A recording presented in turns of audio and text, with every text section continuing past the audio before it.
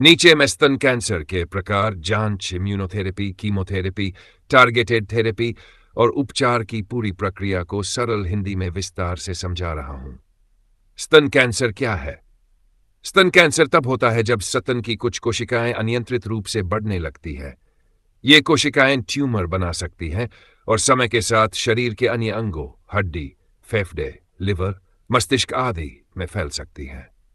Number 2, स्तन cancer का वर्गीकरण। इलाज तय करने के लिए सबसे महत्वपूर्ण जांचें हैं ER estrogen receptor, PR progesterone receptor, HER2 Ki67 कोशिकाओं के बढ़ने की गति, PDL1 BRCA1 BRCA2 mutation, MSI DMMR कुछ विशेष मामलों में।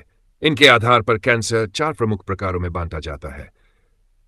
HR पॉजिटिव ER+, लगभग 60 से 70% मरीज इसी प्रकार के होते हैं। विशेषताएं: धीरे बढ़ने वाला कैंसर, हार्मोन पर निर्भर, पुनः होने की संभावना रहती है। मुख्य इलाज: सर्जरी, रेडियोथेरेपी, हार्मोन थेरेपी, आवश्यकता होने पर कीमोथेरेपी, हार्मोनल दवाएं, टमोक्सिफेन, लेट्रोजोल, एनास्ट्रोजोल, एक्जेमेस्टेन, फुलवेस्ट्रेंट।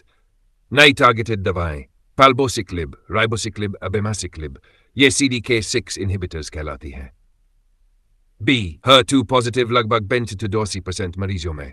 विशेषताएं: तेजी से बढ़ता है, पहले इसका इलाज कठिन था, अब टारगेटेड थेरेपी से परिणाम बहुत बेहतर है।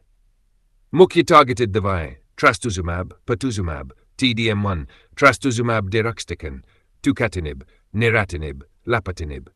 इनके साथ अक्सर पैक्लिटैक्सिल, डोसाटैक्सिल या कार्बोप्लाटिन जैसी कीमोथेरेपी दी जाती है।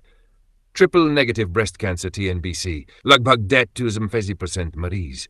ER कुल नेगेटिव, PR की वजह नेगेटिव यह सबसे आक्रामक प्रकार माना जाता है। विशेषताएं: तेजी से बढ़ता है, जल्दी फैल सकता है, दोबारा होने की संभावना अधिक, लेकिन यह कीमोथेरेपी के प्रति अक्सर अच्छी प्रतिक्रिया देता है। नंबर 3, TNBC में इम्यूनोथेरेपी क्यों काम करती है? TNBC में अक्सर PDL1 प्रोटीन अधिक होता है। PDL1 प्रतिरक्षा कोशिकाओं T सेल्स को धोखा देकर कैंसर को बचाता है। इम्यूनोथेरेपी इस ब्रेक को हटाती है जिससे प्रतिरक्षा कोशिकाएं कैंसर पर हमला कर पाती हैं। नंबर 4, PD1 और PDL1 क्या है? PD1 T सेल की सतह पर पाया जाने वाला रिसेप्टर, PDL1 कैंसर कोशिकाओं पर पाया जाने वाला प्रोटीन। जब दोनों आपस में जुड़ते हैं, T सेल निष्क्रिय हो जाती है। इम्यूनोथेरेपी इस जुड़ाव को रोक देती है।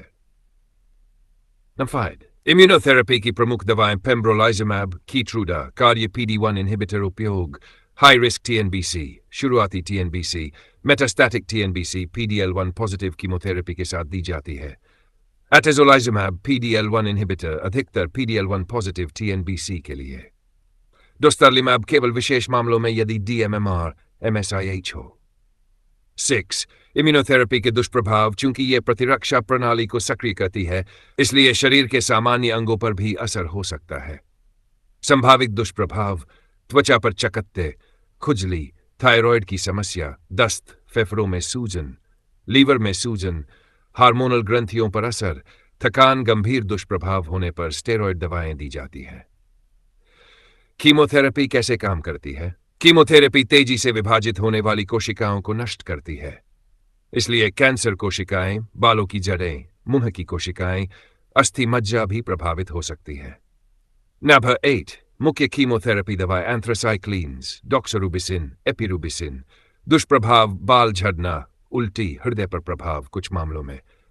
टैक्सेन्स, पैक्लिटैक्सिल, डोसाटैक्सिल, नैब-पैक्लिटैक्सिल। दुष्प्रभाव: हाथ पैरों में झुनझुनी, एलर्जी, मांसपेशियों में दर्द। अल्काइलेटिंग एजेंट साइक्लोफॉस्फेमाइड अक्सर AC रेजिमेन में। प्लैटिनम ड्रग्स, कार्बोप्लाटिन, सिस्प्लाटिन, विशेषकर TNBC, BRCA म्यूटेशन में उपयोगी। ओरल कीमोथेरेपी कैपेसिटाबिन टैबलेट के रूप में।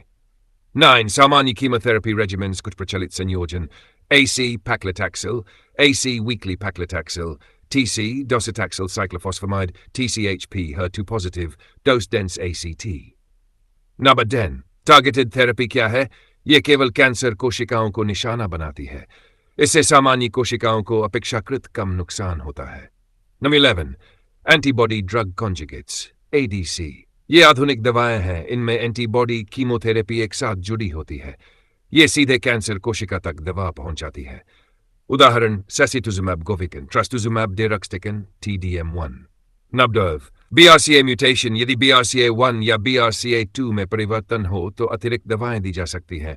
ओलापरिब, तलाजोपरिब, ये पाप इनहिबिटर्स कहलाती है। नंबर 3, इलाज की पूरी प्रक्रिया आमतौर पर क्रम इस प्रकार हो सकता है। 1. बायोप्सी, डू ERPR2 जांच, PDL1 जांच, यदि TNB BRCA टेस्ट जरूरत होने पर। बाय स्टेज निर्धारण, CT, PET CT आदि। सर्जरी या पहले chemotherapy, neoadjuvant surgery, radiotherapy. 9. Chemotherapy, immunotherapy, targeted therapy, hormone therapy, आवश्यकतानुसार। नियमित फॉलोअप। नंबर 14, इलाज का चयन कैसे किया जाता है। कैंसर का प्रकार, मुख्य positive hormone therapies, chemotherapy, CDK4/6 inhibitors.